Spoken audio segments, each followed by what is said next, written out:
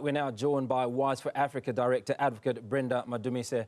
Advocate Madumise, appreciate your time this afternoon. Just walk us through your feelings when you heard of this ruling. Well, good afternoon. It's long overdue, and I'll tell you why. If you look at the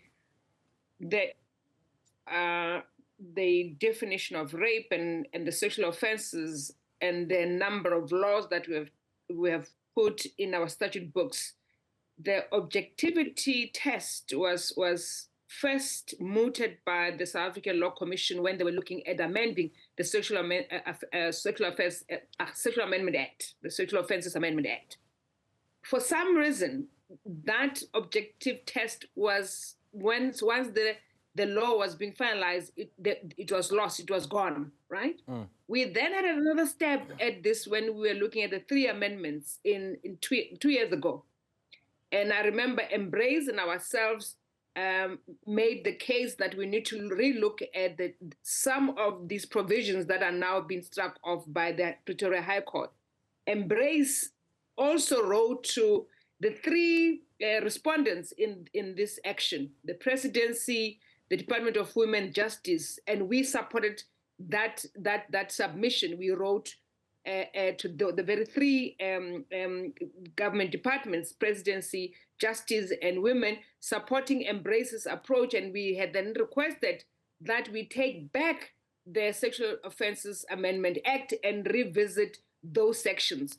If they had done that at that time, Embrace would not have gone through this court action. And I need to emphasize that because the presidency and justice and the department had an opportunity to look at that submission and then redirect that bill again to Parliament to really focus on what was being raised.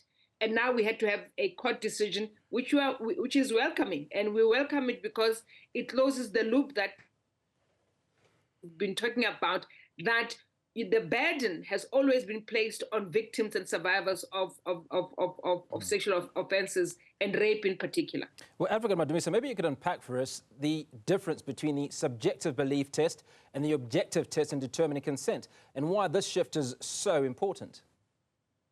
Okay, so if you, and I'm happy that also this case comes after the Xoko judgment, because if you take the Xoko judgment in the Eastern Cape, where the magistrate had found the accused guilty of rape, and it was taken on appeal in the High Court in the Eastern Cape, and the court then decided that there was some of consent. And this is the subjectivity that we talk about. It's consent because you came to my house, you agreed for me to kiss you, you did not object, you did not scream, you didn't shout, you didn't say no.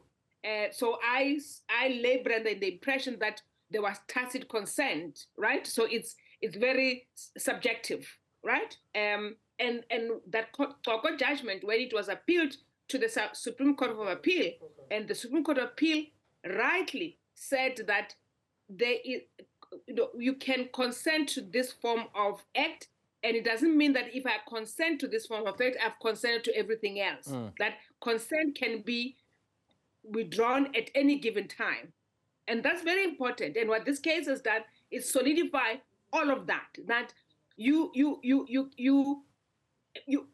cannot you raise the defense that you thought and that's a subjective test that we're talking about, that I thought she was consenting, especially when you're looking at reasonableness, right? Where someone is intoxicated or drugged, and you think that there was reasonable consent because of the fact that the person did not scream, did not shout, did not stop you, did not say no. And so it's important that we understand what these cases mean for all of us and to all of us. And that's what we talk about, the subjective test and the objective.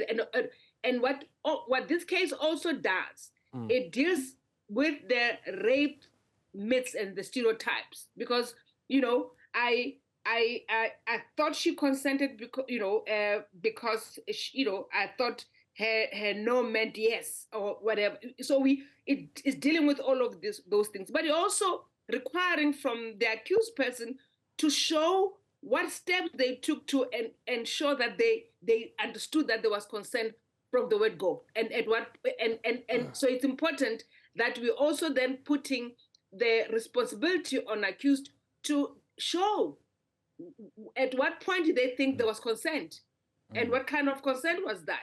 Well, Advocate, if you'll allow me to come in, because a couple of questions come to mind. And the first part of it is, how does this ruling improve protection for vulnerable groups such as women, children, and gender diverse individuals?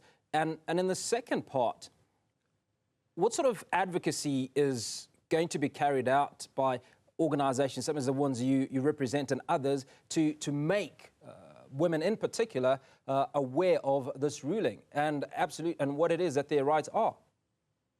So let me deal with the latter part of your question, is that we have been invited to different fora to address the Koko judgment and highlighting the importance of that judgment and what people should be aware of. And I think almost everyone else, and when I say everyone else, is from government to civil society to the private sector, that judgment should be used in the advocacy work to show and educate all of us on its implications for all of us, right? So we continue to do that work. We are now going to continue bringing this into focus, this new case, the decision by the Pretoria High Court, and we'll continue with the advocacy. And I think what we don't want to be caught up is the technicality around it, is to make it very simple for people to understand what it means. And it deals with the definitions, especially when you look at the definition of rape in this country. It talks about unlawfulness and intention. And it requires, so when you go before a court, it requires that you prove that there was intention beyond reasonable doubt of the act at the time that the act was taking place. And that's why it was easy for rape cases not to have convictions and high convictions, because the burden of proof is placed on the state to prove that there was, that you should have known that the consent was not given from the word go. So it's assist to a certain extent. So let me deal with your first part of the question around how it's going to assist women, other gender diverse groupings and all of that. I think it's important in the work that we do and the work done by different organizations that they bring in individuals who can assist them in making them to understand the implications of these two judgments, the Koko judgment and this case that was brought by Embrace, and the individual who, because the individual who was part of this case is able to demonstrate how her testimony was just, and the magistrate in that case was correct to find the way that it, because the law is such that it forces you as a decision maker, as a magistrate or a judge, to come to the conclusion that there was consent, and maybe the act of kissing, the act of going into someone's home, the act of sitting and having wine together, is seen and is interpreted as consent.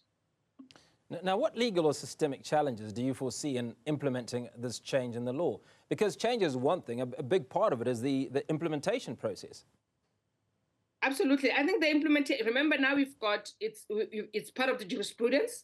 You've got the Supreme Court of Appeal in the Koko judgment.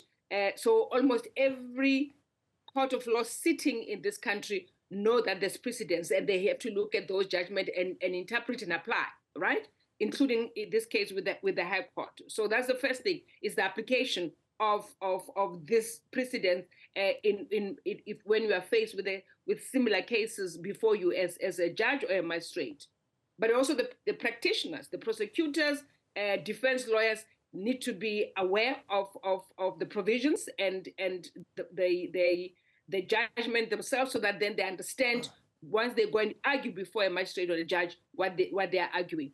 Beyond that, it requires, as I said earlier, it requires all the actors in this country, those who believe in justice, those who believe in the right of women to their bodily integrity and their dignity, that they understand the implications and ramifications of their actions in the event that they behave in a manner that is not in line with what the law is expected of them to do. So it's